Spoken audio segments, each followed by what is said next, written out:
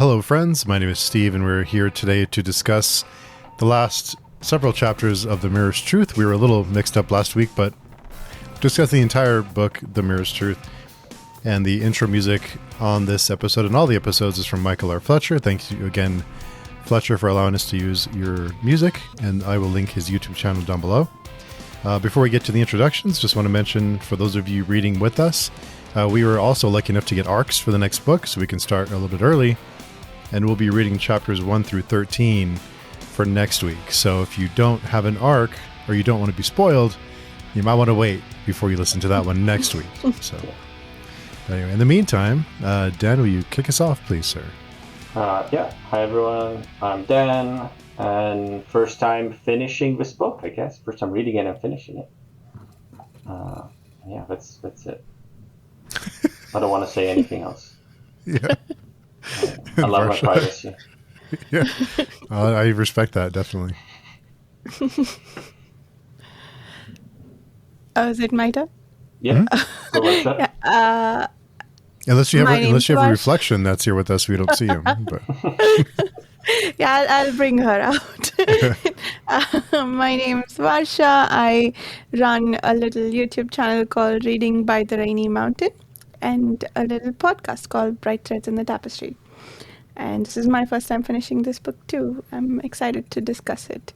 I had my brain twisted into knots earlier in the day when I was reading a lot of code, and then I had it twisted into knots again when I was finishing this book. So I'm aware. My brain is very naughty today. it's a pretzel today. Yeah, so this is my second time finishing this book, and so I have some we have thoughts, but I'm really glad that the third book is like in our possession, because it's been a long wait. But so what were your thoughts on the last 12 chapters or so? It was pretty good. Definitely. I feel like it was going up. Like the last time was better than the previous time, and this time is better than the previous time. So it ended in a high note, which is usually better than starting high and going low, because you remember the end most of the time. You don't know the beginning. Yeah. Yep. Very, very interesting what happened, wasn't it? Yeah. Varsha? I think, I agree. What happened with Bedect was pretty... It had me gasping a little. But... I'm a little confused about Stalin, and not confused. I'm looking forward to see what happens there. And I'd really like to discuss Bedect's arc in this story, I think. I think we were sort of like guessing that this was sort of going to happen, something along that line, right? When we were saying that like his sanity was his delusion, right? I think we said it a couple of times. I think. Yeah. Go ahead. No, like it ended up being like that, sort of, right? Yeah. I think in the last book also, when he saved Morgan from the slaver, it was that his sanity sort of set things straight to a certain extent, or he was able to overcome being enslaved because of his sanity. So, yeah, I think it was interesting to see that built upon, and I guess Bedect sort of pinnacled in this one, didn't he? Like, that's what happened to him. Pretty much. Yeah. So definitely want to hear both of your thoughts on Bedect and his arc. I know we talked last week about Stellan and kind of like we wanted to know more about her, like what her motivations were. I think we had a little bit in these last few chapters about her self-hatred, and kind of the way that she feels like she's in debt to Bedect and to Witchdig. So that kind of gave us a little bit of an idea of what her motivations are, although so she's still so what did you both think of Stellan's in these last few? still more interesting than previously, I think. I like what was going on. Like, if I have to give my hierarchy, it's like Victic, very fun, very interesting. Then it's Stellan, which I don't like, but it's fine because I'm interested in not liking her.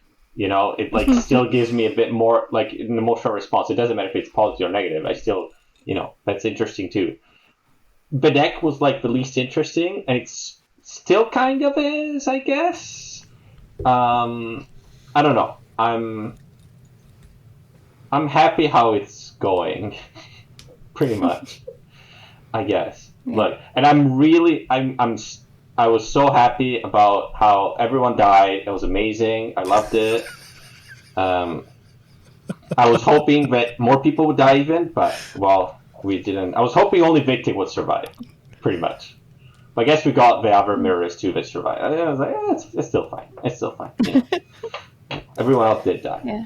And it's like, it was pretty... I'm not going to say fun. It was like, I liked that the implication is that Bedek actually died. Not just went to the afterlife. Like, he's actually dead. Yeah. And I hope he doesn't come back, because that would sort of nullify that thing a bit. I don't know. It feels pretty cool, I think. And different and dark. And, But if he does come back, it would be a bit, But it depends, I guess, how he does it. But I don't know. That's what my thoughts are. Yeah. I didn't fully understand Victic's sorrow at having killed Stellan, or the other way around, why they are so desperately trying not to kill each other. Because, I mean, from the point of view of being together and being friends again, they could just see each other again in the after death. So I didn't get the mourning parts of it, especially since like immediately after killing Victic for having killed the swordswoman, she goes to the after death, and well, she didn't kill Victic. Sorry, she killed the swordswoman, and then she goes to the after death, and then she gets to start over apparently with the swordswoman. So yeah, I get that from characters who haven't been to the after death once before and come back, but from these characters it felt a bit off, I think. But yeah, that scene was interesting. I didn't know whether to get annoyed or be amused with Stellan's indecision on whom to kill and whom to save. But yeah, it was interesting. I think the fact we still don't know anything about her backstory, right? What happened to her was she seems to have killed someone who she loved or was supposed to love the most, possibly her mother, because that's the oldest scarf she has. But I think I kind of like not knowing. She just has some demons she has to wrestle with, so it's nice. I would maybe even like it if we just never found out. That would be fine with me. Yeah. It would be more interesting, I think, because then you just speculate. Yeah. Yeah, I kind of took it as when when they were together, they were all ready to kill each other, and then when they were apart, they started to kind of, in a way, miss or like appreciate each other in their own twisted ways, and that's why Witchstick even was ready to kill the swordswoman, because he thought that she had killed Stellan. And this whole swordswoman Stellan thing is kind of a twisted love story, isn't it? Like, because she releases her and the swordswoman still stays even after Stellan kills her to save Witchstick. Yeah. So it is like this really, it's very manifest delusion type love story. And Stellan did kind of say but she did love Bedek too and Victic, and she was like, okay, well, I guess she loves everyone. I guess. If she had long enough with the mirrors, she might have loved her too. Well, I guess it makes sense. I mean, if you think you're like shit because she thinks she doesn't deserve anything, I guess anyone that gives you any attention of any sort, right? Yeah, but you might mistake it as love or whatever, because she's not very. I don't think she's very used to that sort of stuff. I don't know, but yeah, it does like that sort of thing when they're like, "Oh, I want to kill you, but I don't really, but I actually think you're my friend or whatever."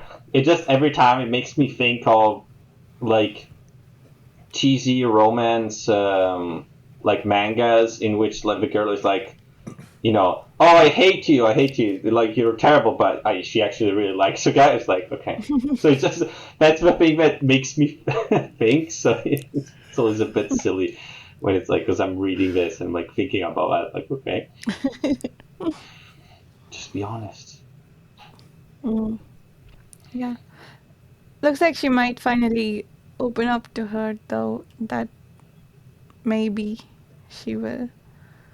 Maybe we will get a backstory after all in the next book.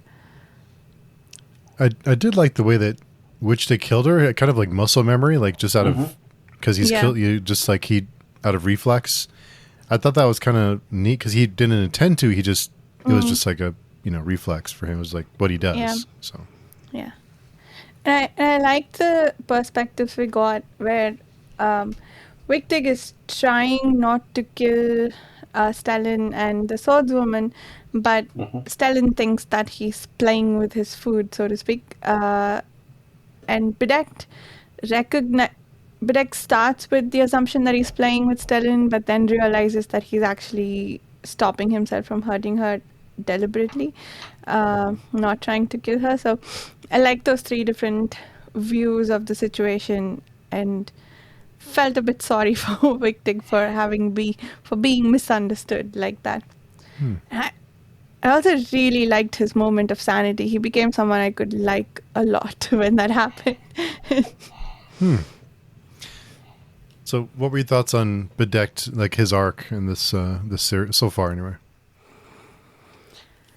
Wait, I mean, was it an arc? Did he change? Did he change? I don't know, like, because we do get like him thinking and reliving his past memories about the bad things he did in the past, but we didn't see these things, right? So it feels like this is like where we start in the first book. He was already sort of like he is right now. Maybe not exactly, but we haven't seen him do any of these bad things, so it has a bit of less impact, I guess, right? yeah. We haven't seen him do the bad things. And when he was reliving his life, it was interesting. The wedding ring keeps coming up, but we didn't see his wife at all. So, I don't know. I did wonder about that. And I loved the ending of it with the whole sanity thing. And I guess we'll talk about that in just a sec. But I'm just trying to wrap my head around what his motivation was to go on this quest. Like, yeah, we saw the evils of Morgan's being allowed to run rampant as the god, right? He basically enslaved all his soldiers. But Bedekt didn't really know that. Did he? Do we think that Bedekt guessed that and that's why he wanted to stop Morgan? What are his reasons for trying to stop Morgan? I know you brought this up a couple of times, Dan, but like now that we've seen it all come to a conclusion, I feel like I understand less than I did in the beginning why he tried to stop Morgan.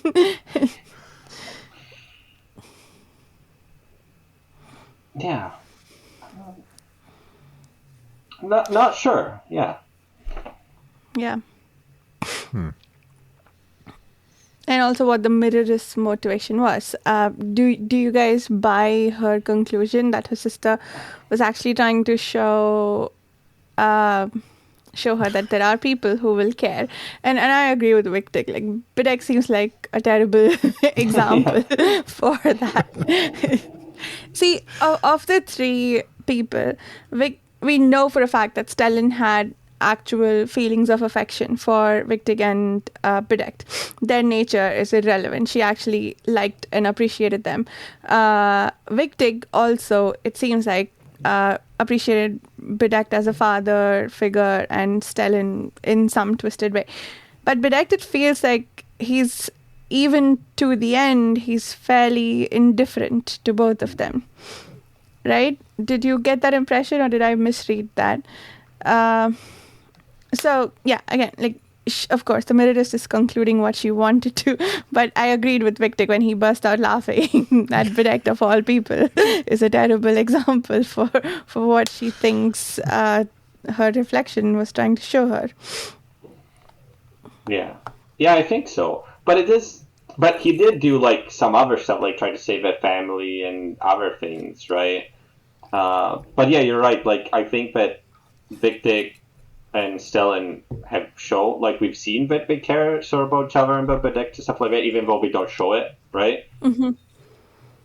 Bedecked sort of, but I think I don't know, to me it felt a bit like otherwise. Like, maybe he doesn't complain as much and he doesn't say as much that he doesn't like them.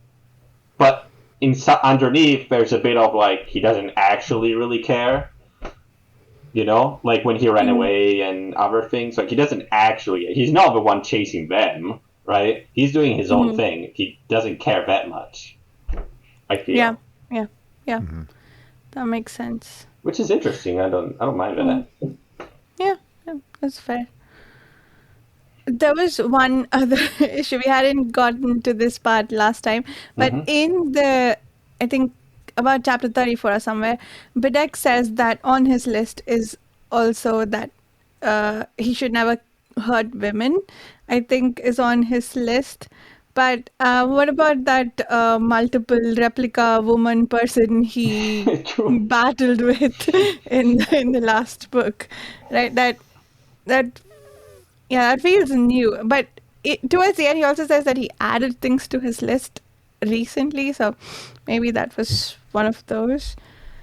But yeah, I don't know. But it would have been cool, now that I think about it, to show a bit more of him being an asshole or something. I don't know, because he does make me think a bit of, like, what was it, like Logan from The Blade itself?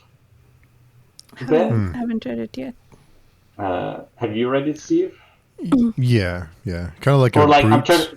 like a barbarian sort of type of character, I guess. Like the old warrior, right? Not red, like the old warrior with scars that did bad things in the past, but now he's trying to sort of be a bit better or trying to survive or whatever. But at least in that, we do see him being like just like killing people, and, like, not caring and being a bad person, I guess.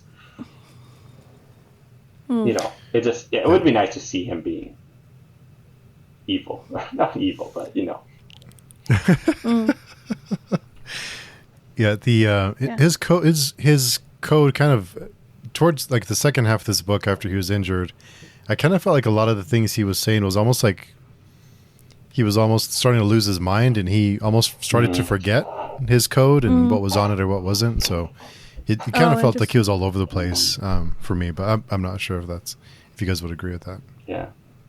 Yeah, that's a way to read it, I guess. Things that have never come up before or are clearly in violation of his code. It makes sense to think that they are what he's saying now is him being deluded. Yeah, he's trying to become more and more sane, and that's also happening while he's trying to convince himself that he's not evil, or that all the people he killed have come back to haunt him somehow. So yeah, I guess it makes sense that he would. Yeah, I like that interpretation. Yeah. So before we move on from Bedecked, let's get some predictions in, because I have no idea. But do you think he'll come back in the next book? Before it's all said and done, will he make an appearance? I hope not. Yeah, I'd like to see the consequences of his death, not him coming back.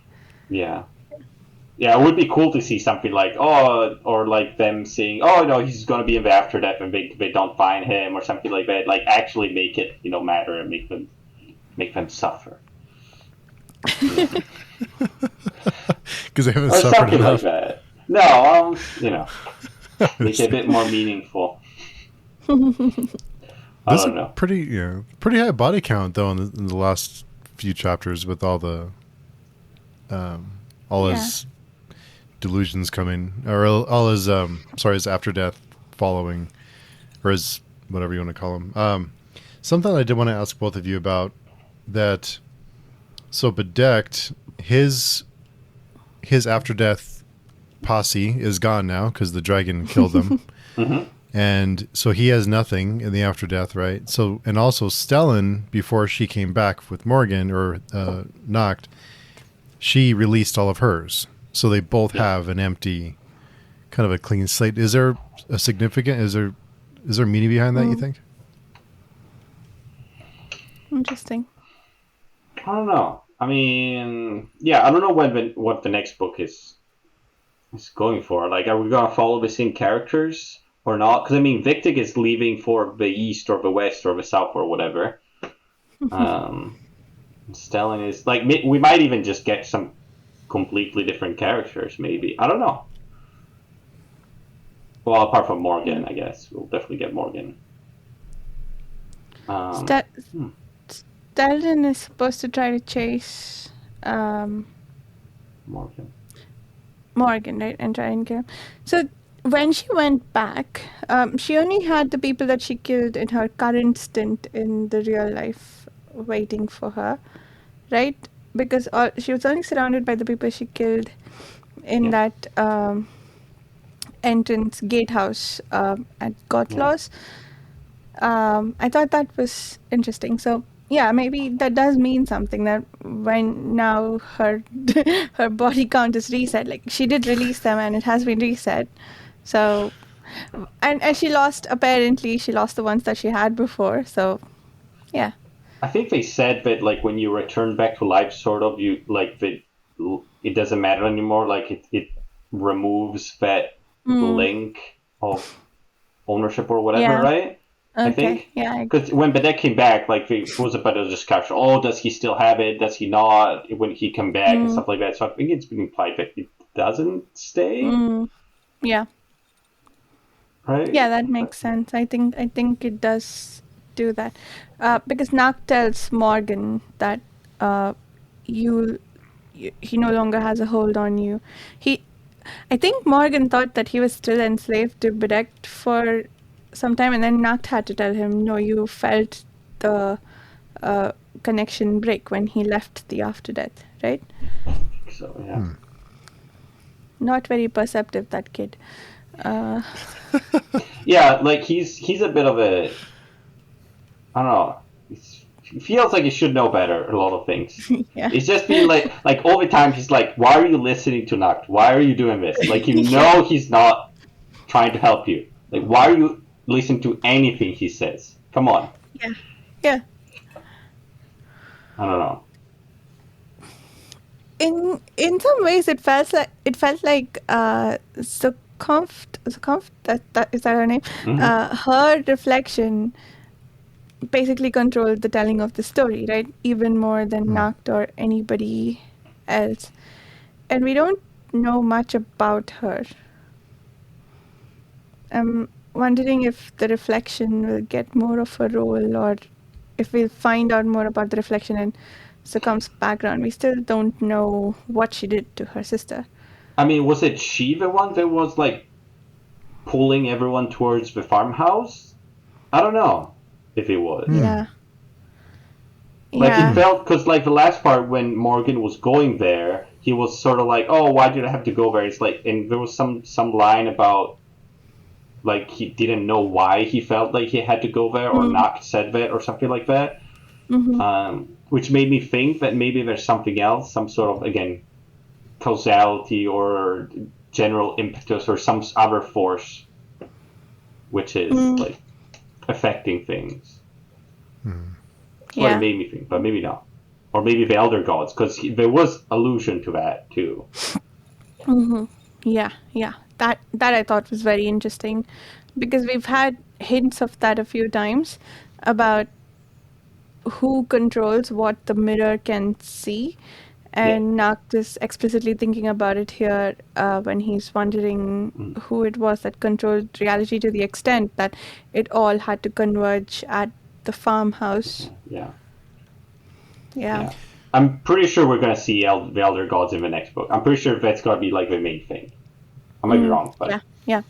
I think it has to be. It sort of ended on that note.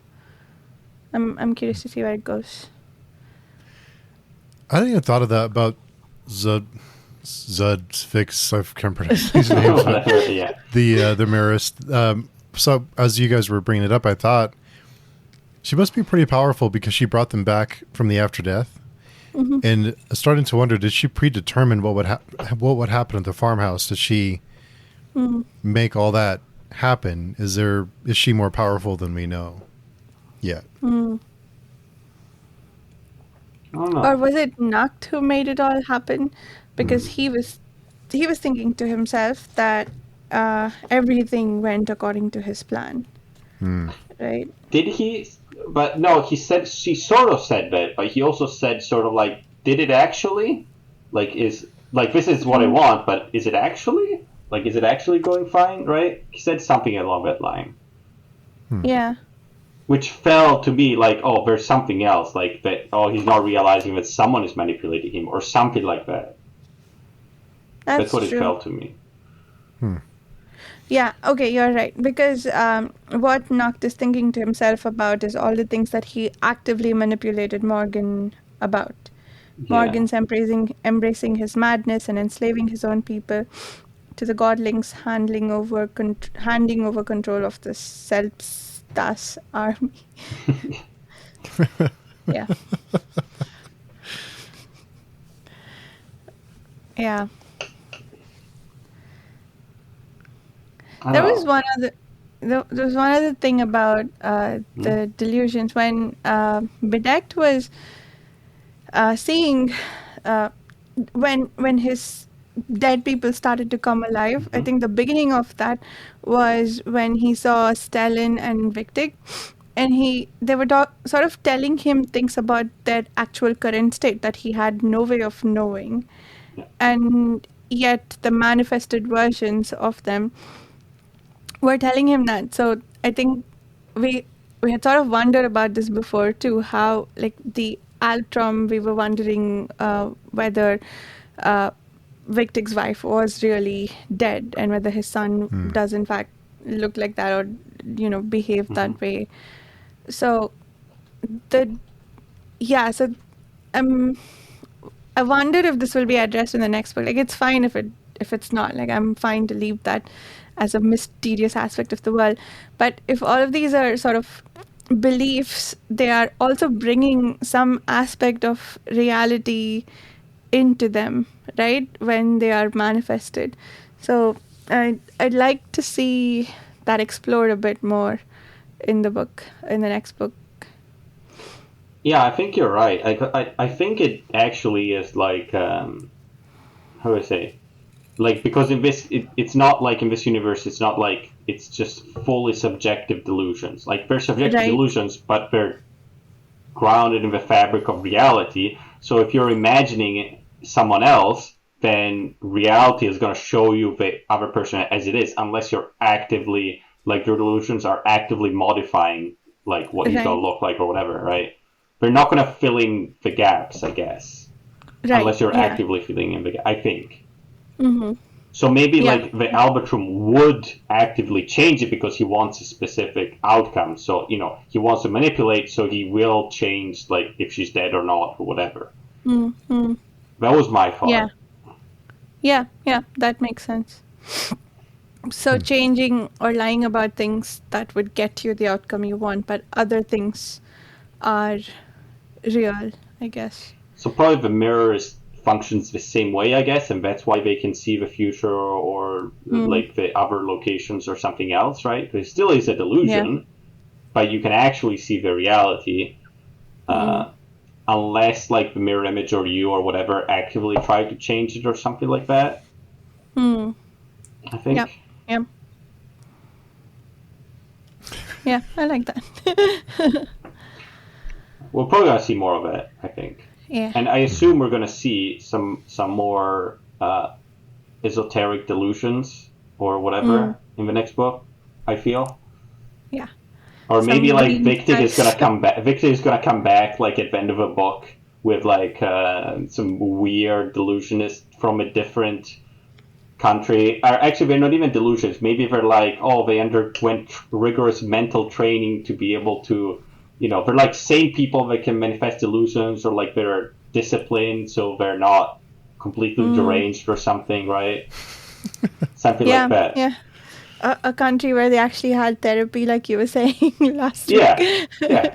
Like they realize it's like, oh, it's power of the mental, capacitors or whatever. So they just harness it in a normal way, and with I don't know, because I guess religion is like that. They're just harnessing in an organized way, sort of, Yeah. right? Yeah. But if Yeah. they started like 1,000 years ago, then probably would be much more advanced at this point with it. Yeah. Yeah. I don't know. Well, that might be cool. Mm-hmm. But yeah, do we want to talk? Sorry, go ahead. Sorry, go ahead. No, I was going to change the topic. So. Oh, just on the subject of Victix traveling, we saw him in the dream. He claims to have killed an elder god, right? So, do we think that in the next book, Victix travels will take him on that path? Maybe. Maybe the elder gods are just people that live somewhere else.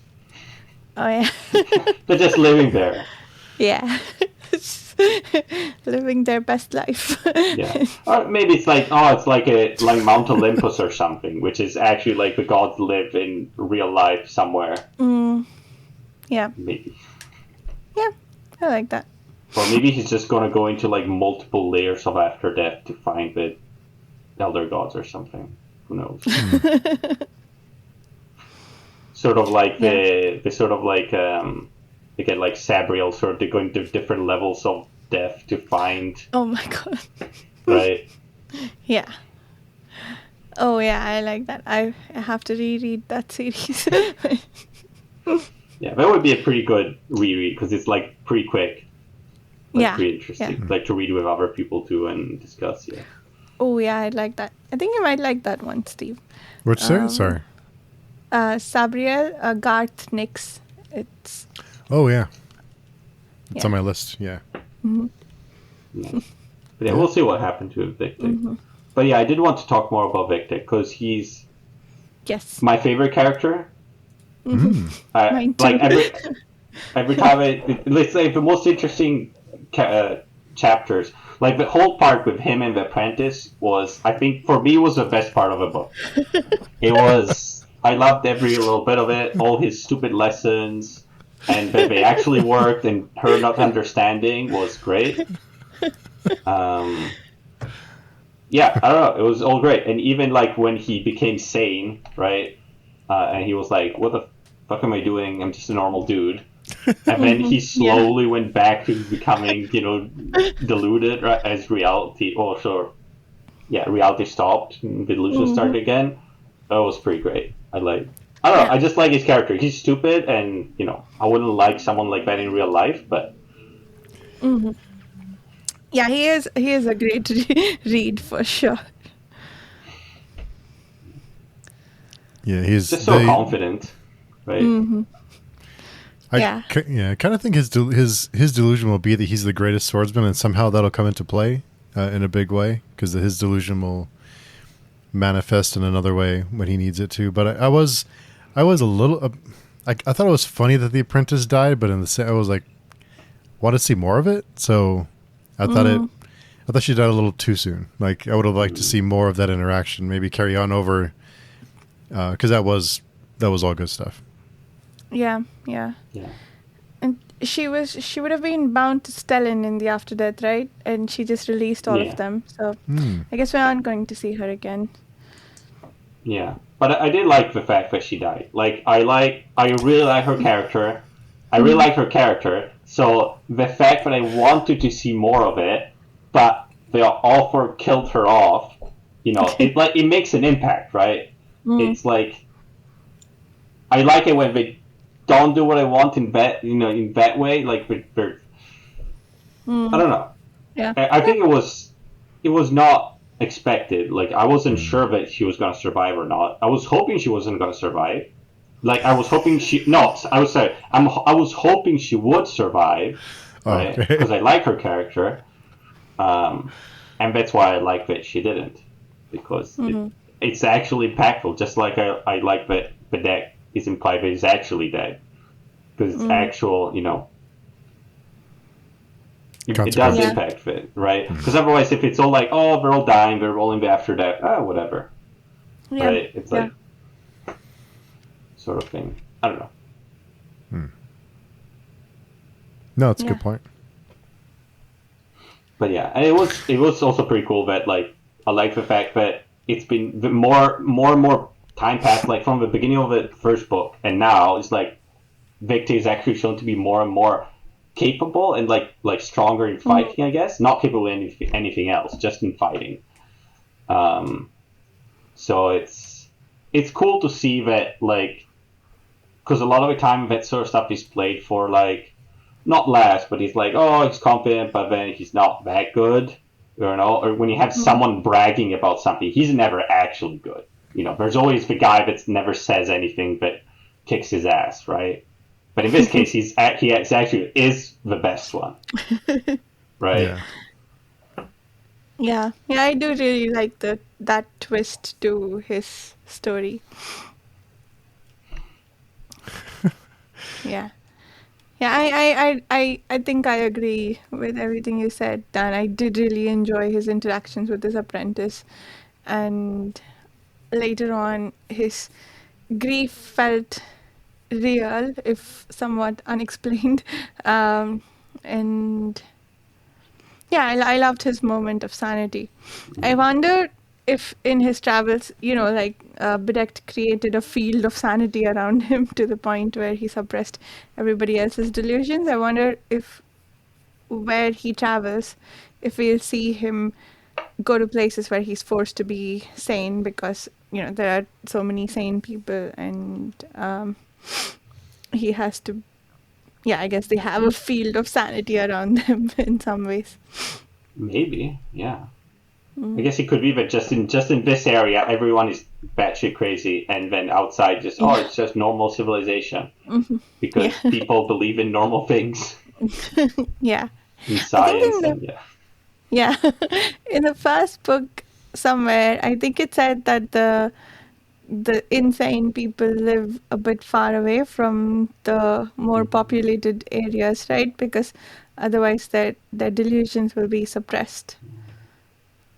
I think that was said, if I remember correctly. But I think so. Well, the slaver was like he was reluctant to go into like big centers of population or something, right? oh Because he yeah, wasn't sure yeah. his power would be enough to, or it would be weakened or something like that, right? Mm, Yeah, because his believers or his followers may be overwhelmed with people who didn't.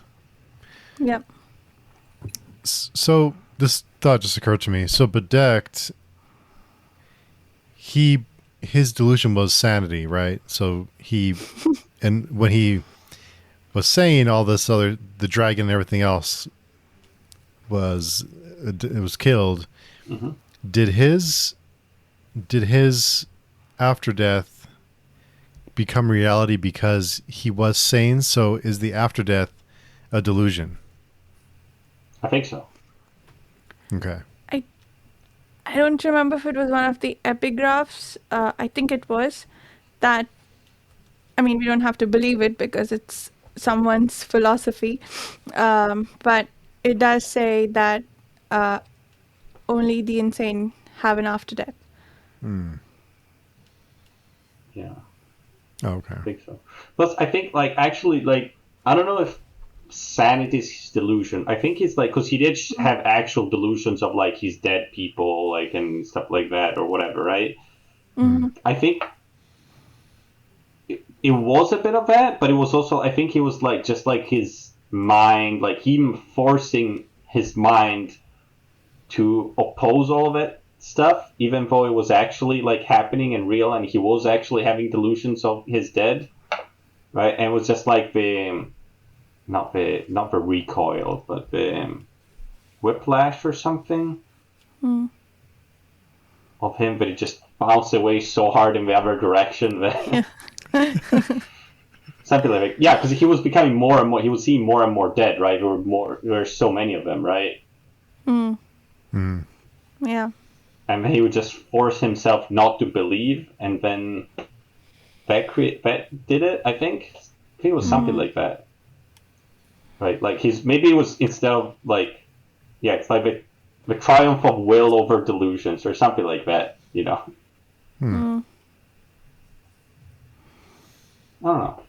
Yeah, because we've seen like the other delusions they're not always they're sort of subconscious, sort of not, but they're not like willed really. Like it's not like, oh, I just stop one day, I just decide to believe that, right? And decide to believe into I can make fire or something. I don't think we've seen that, have we? I don't think so. I think they all have a source from like the deeper like consciousness or something like that that you cannot change. It's just like part of you, and even if you don't want it, right? Yeah. Yeah. You can't really choose. It just... So I wonder if what Bedek did is different because he actually willed it that way, or if it's not. Maybe it's not. Maybe there's no such difference. You could make an argument that what was happening with his delusions, like everybody else was broken in some way who became insane. So his insanity broke him to the point of sanity. So that could have been his. But then that's also interesting because maybe not. So what I was going to say was that he manifested his delusion and arrived at his pinnacle at the same time. But his delusion was sanity. So maybe he was in fact insane, but his delusion that he was sane kept him, sane. And then he eventually hit that pinnacle. He lost control of his delusion. He lost his delusion for a while there when all his dead people manifested.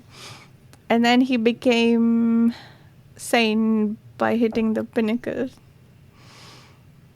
That's all. It could be. It could be. Makes sense to me. I don't know. Maybe we'll know soon. Maybe not. Yeah, maybe.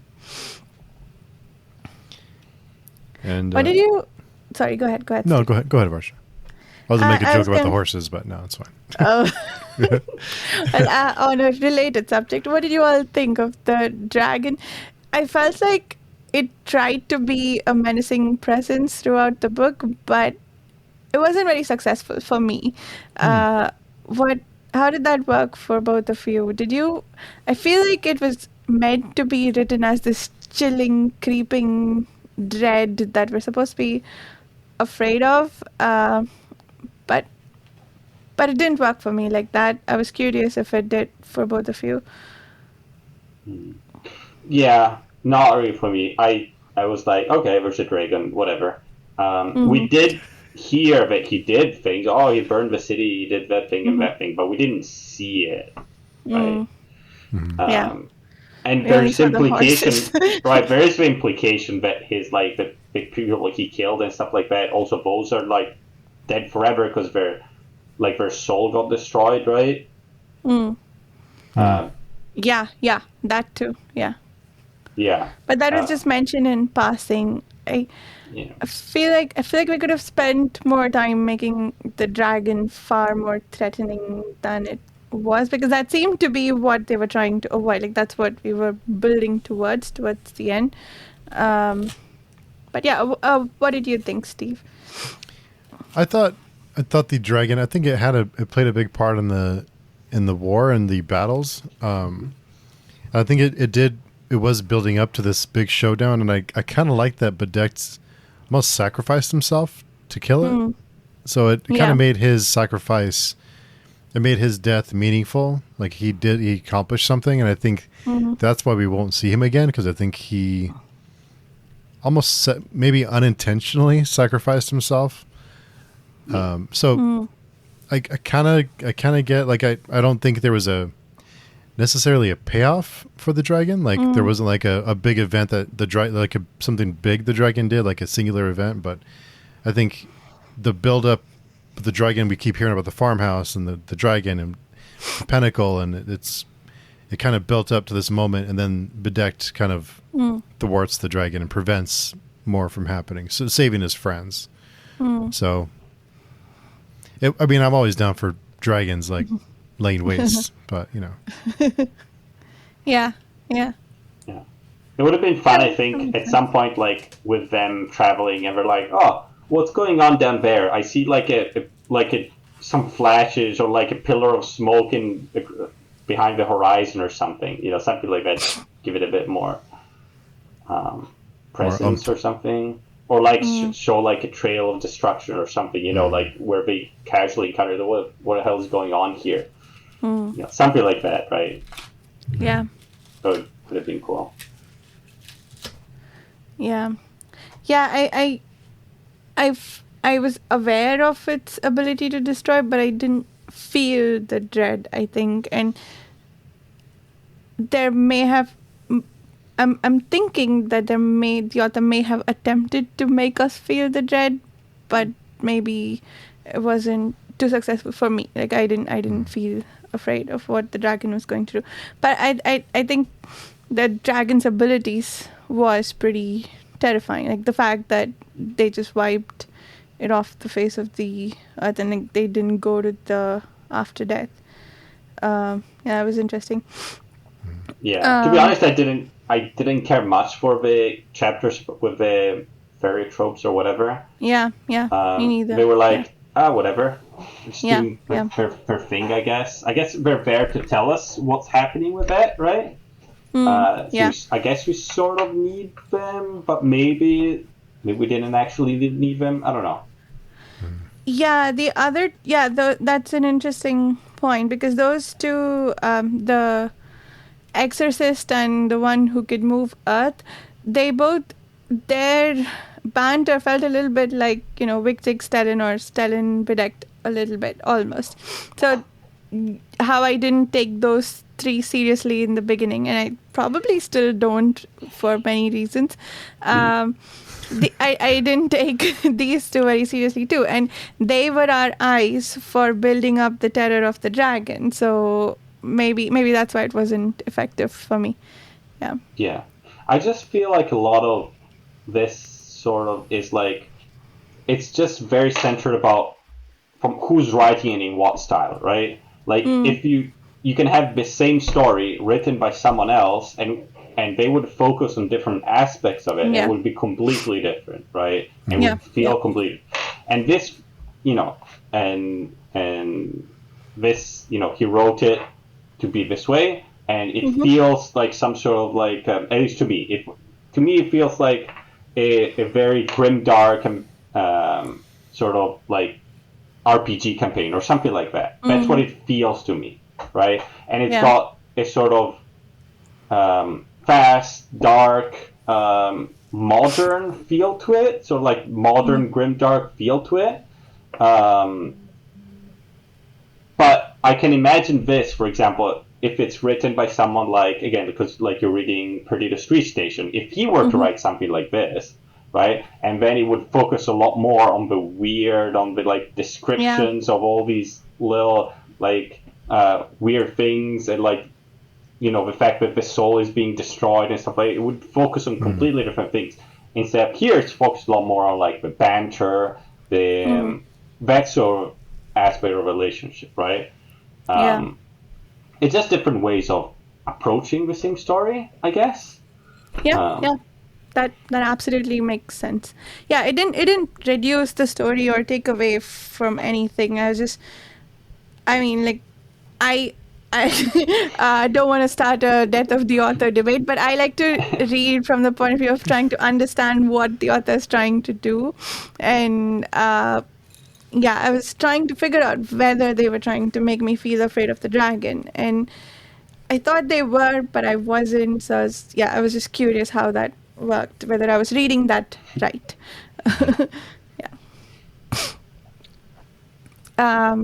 Yeah.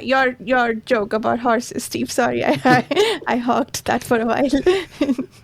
No, I just thought it was funny the way the dragon would drop the horses down and the cracks about the horses' names, and I'm not going to name them anymore. Yeah.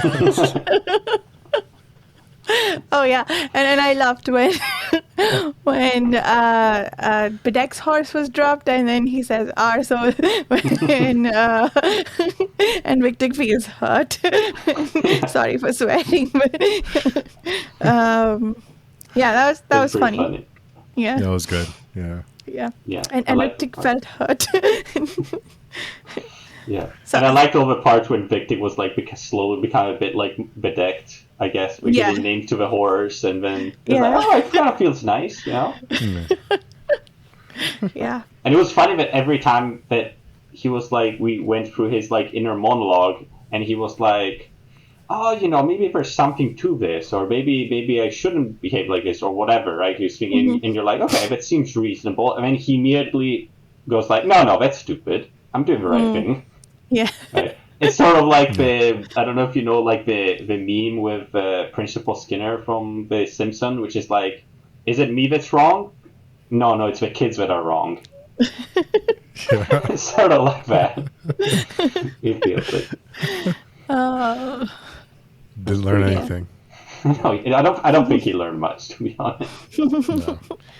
That's kind of what makes them charming in their own way. Is like you kind of don't want him to learn anything. You kind of want him to be an asshole the whole time, and because that's what makes his character fun. I don't know, like would we like the character as much if he was like, I should be a better person? Like I don't know. I mean, that was bedecked, I guess. He was like, oh, I should be a better person. Yeah, and now he's dead. So isn't that what Stellan also said? Like she said, like, oh, I want him to be perfect. He's supposed to be aloof, and he's supposed to be stupid, and right. Yeah. So I was thinking the same thing, sort of, right? Yeah. True. Oh, about that, I was almost forgetting. What do you guys think about like the statuettes or something like that? Are they supposed to be sort of like like a voodoo fetishes sort of thing, or the wooden thingy? Yeah. Statues, yeah. I think so because, I don't know how she knew this, but Stellan saw the swordswoman trying to kill Victor by hurting the statuette, right? Do you think that was actually going to happen? I don't know. I think so. There was one other moment where Stellan has...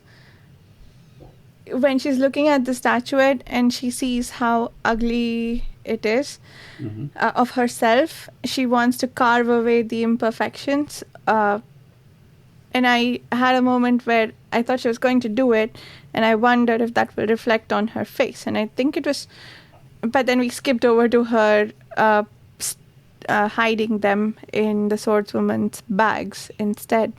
So I feel like that almost had the sense of disaster averted kind of feeling in that scene. So yeah, I think that would work. But then that begs the question, what do you think happened to Bedek's statuette now? Oh yeah, maybe we're gonna see. Oh, actually, that's a good point. Maybe we're gonna see something. They find him again, and he looks different or something, and that's gonna lead to some sort of plot point or not. Maybe not. But that would be cool. Yeah. And I do remember that part when she was like looking at the statue and thinking about, I should just carve away all the things. And then I thought, is this gonna go like the other delusionist, which was carving away her body to become? Oh my god! So yeah. And it was like, this would be pretty cool, very dark if something like that happened. It's because she's like carving the statuette. Oh, I'm gonna make myself perfect, and he's like piece of her Yeah. body or something.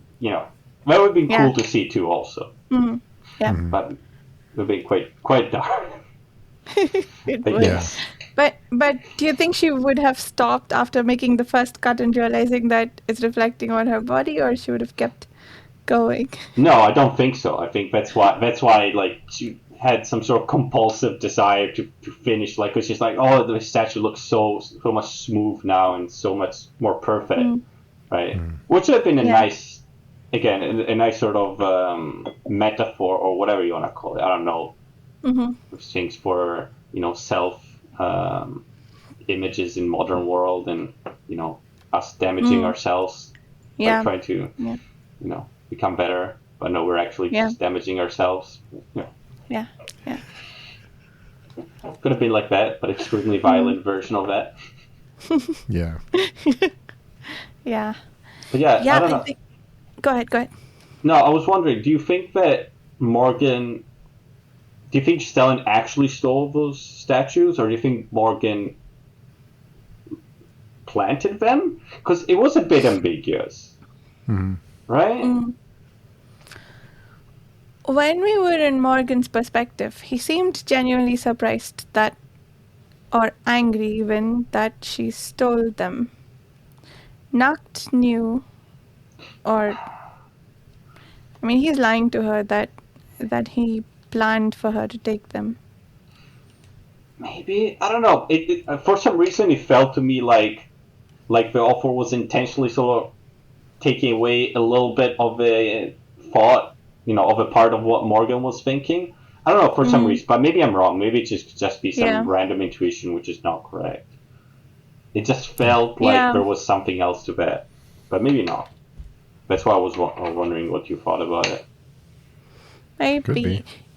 Yeah, because I had that thought about whether Morgan meant for her to find them, but then his anger felt pretty convincing. So Yeah. I'm not. Yeah, like you could be right. Maybe I missed something there. And I guess technically the statues haven't done anything, even if it weren't there. Yeah. They're not like a plot point, right? Which could just be an interesting like side note, just to make things more interesting, or maybe they're a plot point in the future. Who knows?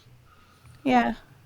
Because Nacht mentions them in the end, right? When he's trying to manipulate Stellan. So it would be interesting if they were a plot point. I'd like to see that. They were fun bits. Yeah, I think they were pretty interesting to have. Like every time we went back to them, showing things, and it's like, it's a neat detail. But we're gonna see. Yeah. Yeah, and also Stellan mentions them when the swordswoman has them in a bag, and she's thinking to herself that she can take them back anytime she wants. Yeah, I think I want them to play a role. I don't know if they actually will in the next book. Yeah. They kind of have to, don't I mean, I think they're bound to play some kind of role, I hope. Yeah, But yeah. They're just a bait, maybe. maybe. They're not supposed to actually do anything. Which, it would be fine too. I'm very happy when the author like plays with expectations of her readers. Yeah. Yeah. That makes sense. I don't have any opinions on that subject, but I don't mind. Yeah. What do you think, Steve, is like, what are your thoughts on what's going to happen? Because you've had a lot more time to think about it and stew in this story, I guess. So I think Nacht and Witchtig will end up, he'll get some help from Nacht. But I kind of think the Elder Gods have to play a role. And I think we'll see some of whoever is because they do mention over the mountains, or like, so we'll see some different cultures or some different kind of people that have different delusions.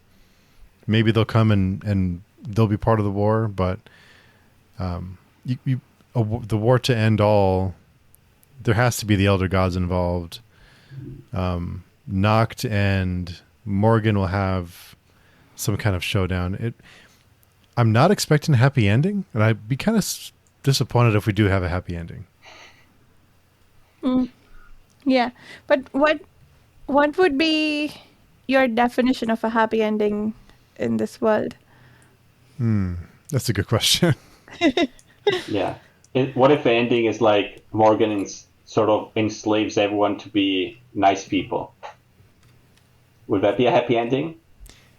If it's done right, like if it's done in a way that's like because I think I don't know that Morgan, if that does happen, is that necessarily a good thing? I mean, because I don't know. I mean, because he punishes people for having, they're out battling and serving him, and someone has some dirty cuffs on their pants, and he's like, "Go change," and like, "How dare you?" So is that a good thing? I don't think that'd be a happy ending. I don't know what would be a happy ending, honestly. I mean, is Morgan any better than the other gods? I don't know that he is. Yeah. I mean, I don't know. Of course, some could argue. I mean, you could also argue that, like, oh, he's just gonna enslave everyone until he fixes everything, and then once everything is fixed, he's just gonna let people be, and people are not gonna have the impulse to do bad things because they're not in a bad situation, right? Would anyone do that if they had that kind of power? Would they just give it up? And would he be able to let go of his compulsions and just let everyone be dirty, or would he be able to? That's the thing. It's like maybe when he fixes everything, people will not want to be dirty, right? Oh, because he's gonna fix. He's gonna fix everything. He's gonna make everything perfect, and he's gonna, I guess, show people how it's supposed to be and stuff like that. I don't know. And then maybe he lets them loose, sort of within certain limits, like animals or something. It's like, as long as you don't make a mess. Yeah, just stay clean. Yeah. But again, if everything was organized or something, I don't know, maybe it's like you will. I'm just thinking, in a very simple way, I'm just thinking about, my life. If everything is perfectly organized and it's very easy to organize things and keep things clean, it makes it easier for me to keep things clean, right?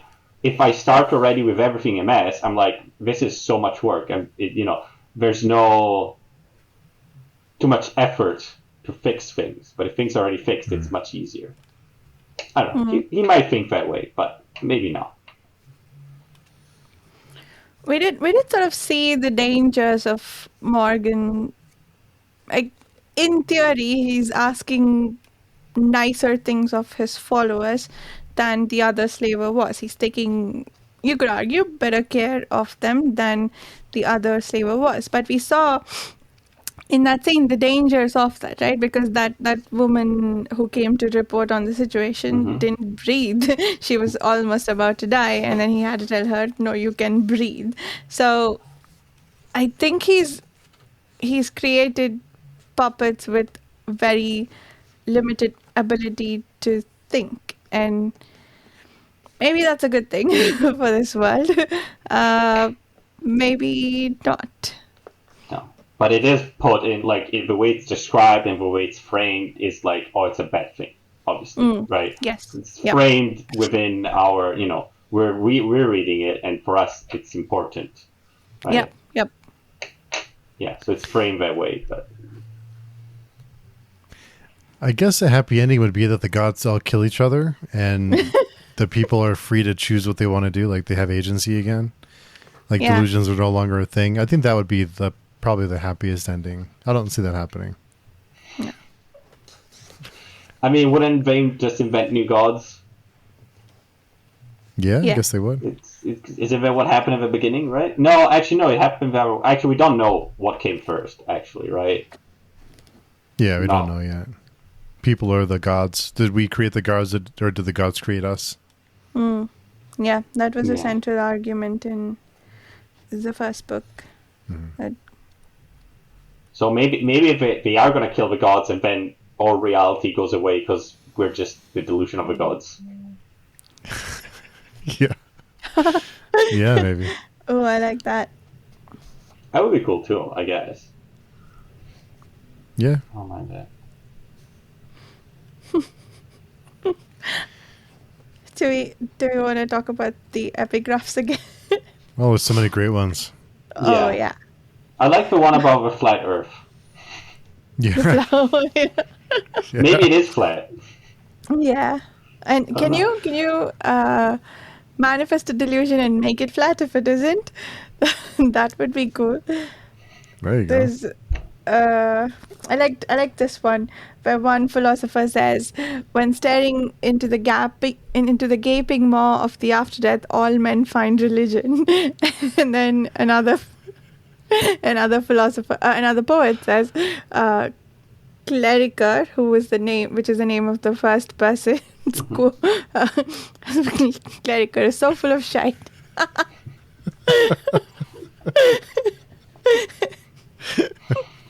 Yeah. Yeah, that was good. The one about time being a delusion, I thought was pretty cool too. Mm, Oh yeah. true. Oh yeah. That one was in the last week's chapters, I think. Yeah. Oh, there was one that I thought was really interesting because we talked about it a lot. It was about how in a responsive reality there's no, I'm gonna misquote it. Let me try and find it. Mhm. There was the one about if you don't like your story, write your own, or if you're not happy with your story, then write your own story, or something like that. Yeah. The one about us all being slaves. That one I thought was interesting.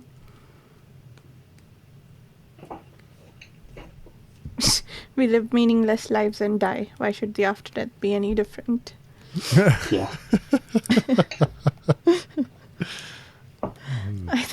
I think from a thematic perspective, I found myself thinking in the last couple of weeks about a lot of things that we do in our day-to-day life, and I was thinking how the book has epigraphs that labels them as delusions, things like money, things like city-state borders, and whenever I had conversations with my husband or someone else about these things, like I thought back to just the things that we do to ourselves to put ourselves in these boundaries and make ourselves unhappy.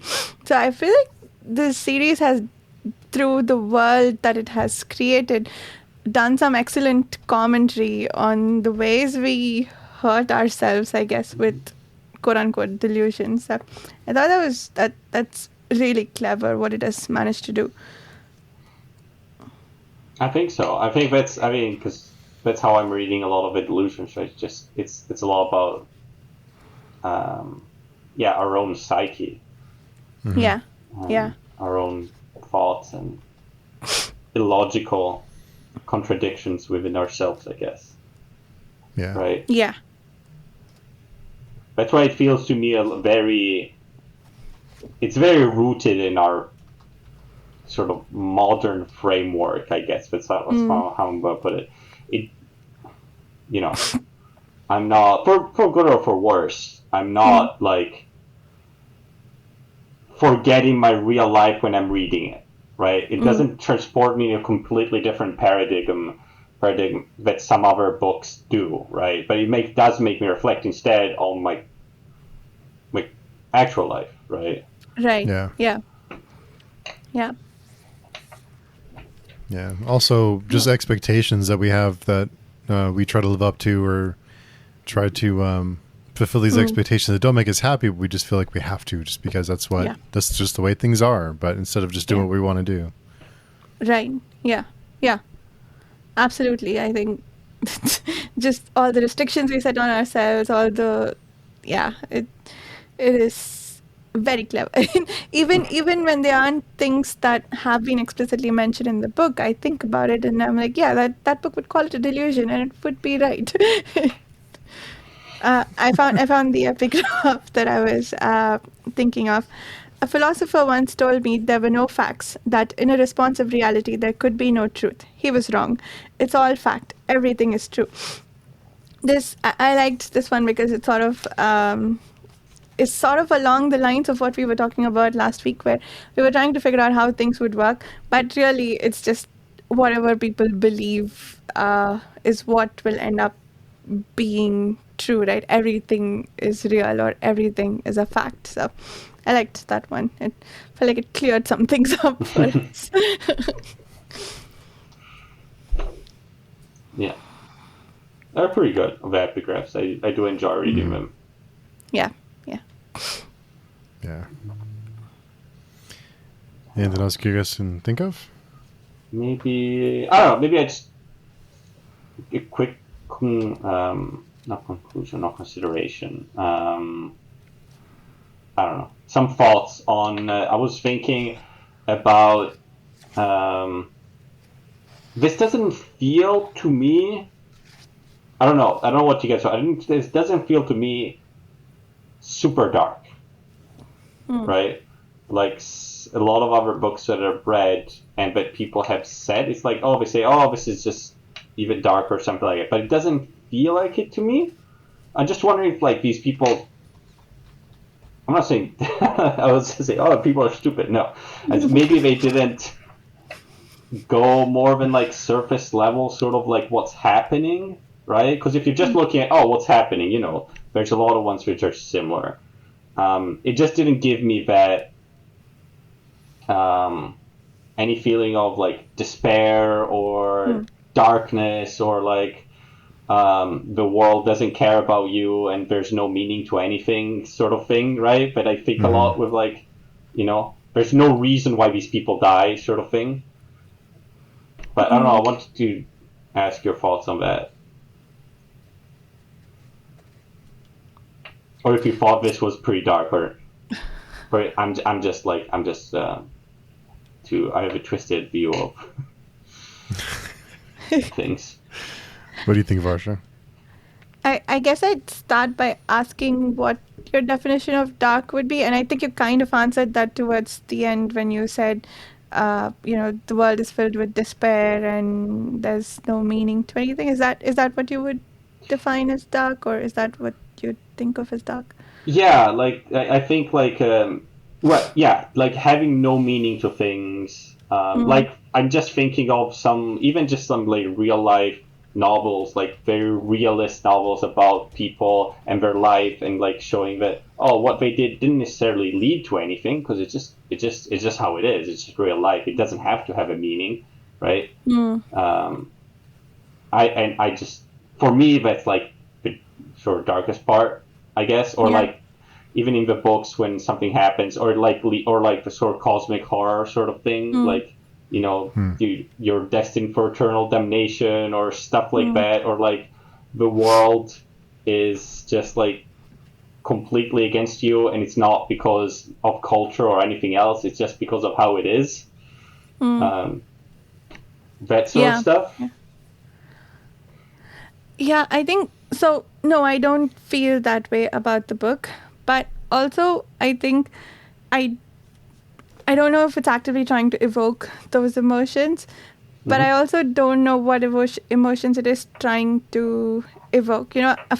The way I'm reading it, and I could be missing something, but the way I'm reading it, it feels like a lot of loosely connected commentary about many different things. And maybe some larger commentary about religion and gods, perhaps. I don't know. I don't see it yet. Maybe we will in the third book. But that's mostly how I'm reading it. I don't have any other deeper emotions or feelings that are being evoked. I don't know if it's trying to and it's not working on me, or if it's just not trying to do any of that. Because like there's I think one of you called it a dysfunctional found family. So yeah, like there's no feelings of friendship or family that are invoked there. So like there's none of that. There's a lot of humor, yes, but I don't think that's the point of the book. I think it just makes it a bit of easy and fun read. And the darkness is there, but again, since it's a function of the world, and the world is so insane, it's not doing much for me. So in terms of feeling like everything is bad and like causing despair, it is causing despair in the other sense that I talked about, where it's sort of making me hyper focus on the more realistic aspects of our life, and I'm like, yeah, this is a delusion. If we didn't have it, things would be so much nicer for everybody. So it is doing that, but again, I don't think that, and yes, like I can see that the author's like making that commentary on these things, but I don't know if that's again their larger focus, if that makes sense. So at this point, I don't know the point that the author is trying to make, or if there even is one. Sometimes you just tell a story because it's fun and you're done. But yeah. What do you think, Steve? I think I kind of wonder, like, because I think Beyond Redemption, reading it again the second time, I don't think it's, because I know a lot of people say it's like the darkest. I don't know if it's the dark. I think the parts that disturb people the most in the first book is the slaver, and even those portions aren't really described. A lot of it's kind of like implied or like fade to black kind of stuff. And sometimes that's worse, but it doesn't. So on that side, it can be dark depending on where your mind goes, but it doesn't kind of spell it out for you. It doesn't describe things or describe the horrific things that the slaver does. So I think it can be, but I don't think it's as dark as, I don't know. I mean, I guess it depends on your level of darkness but so for me, like, it's not as dark as something like The Second Apocalypse, because I think the humor helps a lot in these, like the characters and the humor, because I laugh out loud every couple chapters. So I think that really helps. It really helps break up the darker stuff. But as far as like, I think The Mirror's Truth is a lot lighter than Beyond Redemption. I think it's maybe mid-level as far as like disturbing or dark. I don't know that I think it's still grim dark. I don't think it's, it's not, it's still dark, but it's, I don't think it's like unreadable. Like, I don't think most people would have problems with it other than maybe the torture scene. But even then it wasn't that bad. So I don't think I kind of feel like the second book is a lot lighter, but I agree with what you said, Varsha, about, I think there's some of it, I think, is like having fun with it and kind of poking fun at ourselves. And I kind of wonder if he's kind of just making us look inward and say, this is all kind of ridiculous, So I think that's kind of like almost like poking fun at ourselves, looking in the mirror and kind of having a laugh at how ridiculous we can be. And, like you say, kind of the boxes we put ourselves in, but we don't have to. So I do, but I think part of it is just having fun with this world and just kind of doing something fun, like having this really crazy world to build around it. And to, at the same time, I think, kind of poke fun at things like religion and taking ourselves too seriously, I think, is another thing that he tries to kind of poke fun at. Yeah. For sure. Yeah, I think you're right, Varsha. Yeah, it's fun, grimdark, with some extra, if you want, you can think about the implication in your life and stuff like that, but you don't have to if you just want to read it like it. It's an adventure story, sort of grimdark adventure story sort of thing. Yeah. Yeah, I think you're right. Yeah. I think it's more effective because it doesn't get really, because it's, like you said, Dan, it's there, but you can just read it and have fun with it. It's not preachy. It's there if you want to look. So I think that's what makes it more effective. It's like banging you over the head with it, or like, this is my message. It's like, it's there and you can think about it if you want to. If not, you can just enjoy it for what it is. For sure. Yeah. Yeah, that makes sense. I was going to say, the standalone Swarm and Steel, I wondered, I'd like to read it, maybe not immediately, but in some time, to see how different it is. Like, I think it's a different, I want to see if, he takes a different part of the world or tells a different kind of story set in the same world, because the people we are following here really set the tone of the story and what happens here and the darkness and the kinds of darkness we see in the world.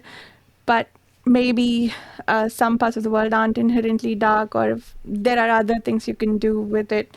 So yeah, that would be interesting to see the Swarm and Steel story. Yeah. Be down for that. Yeah, I like that. Maybe when we finish the list you've got going, we can look into We're good for a little while. Yeah. Yeah. I think I'm set for the next few months. I'm trying to be good. I bet. Yeah. Yeah. But cool. So any predictions or anything? Want to go on the record and make any predictions before we start the next one? I don't think Morgan is going to win. I don't think so. Between Morgan and Nacht, or just Morgan against the world? I don't think I don't think he's going to come out on top. I think, or he's going to learn some valuable lesson about the importance of freedom of decision or something like that, of will, and then he's not going to go with his plan. That's my prediction. Yeah. I don't have a prediction for the plot as a whole, but I want to see Gehian come back. She was just off the page the whole time, this book. Yeah. True. Oh, and for the first time, Steve can do predictions. Oh yeah. I see. I think the only one who will survive is Witchstick. Oh yeah, because of the dream. Yeah, Can only I think hope he'll so. survive. Yeah, I think he'll survive. I don't think he'll be like a god or anything. I just think he'll somehow survive and be the same asshole he was when we met him. Like, but I think that's what's charming about him too. Yeah, so maybe it'll end with just him actually being the best swordsman in the world. That would be actually I would enjoy that. Yeah, I like that. that'd be pretty cool. And then going back to his wife, it's like, okay, I've done it. I'm back now. And she kicks him out. Yeah. Oh my god. That when he's thinking to himself about how he had such a good time at that city where he was hired as a guardsman, and he was able to sleep with whoever he wanted and stay out late drinking with his friends, and his wife wanted to move out for some reason. I was wondering why she didn't like living there. Oh, that was fantastic. Anyway, yes, I would like to see follow Wictig more in that vein. I really enjoyed that thread in this story, and I would like that in the third book. Nice. Well, 1 through 13 next week on the next book. So until then, Dan, where can people find you if they want to find you?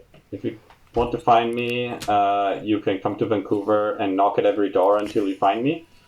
Or you can message me on Page Forum. I think it's probably quicker to send a DM than knocking every door. It might take a while. Yeah, but then you don't get to see my face. So That's true. That's very true. and Varsha.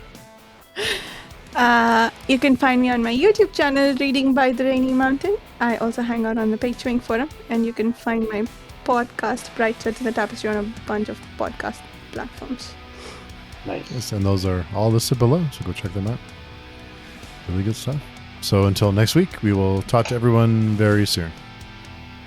Okay, bye guys.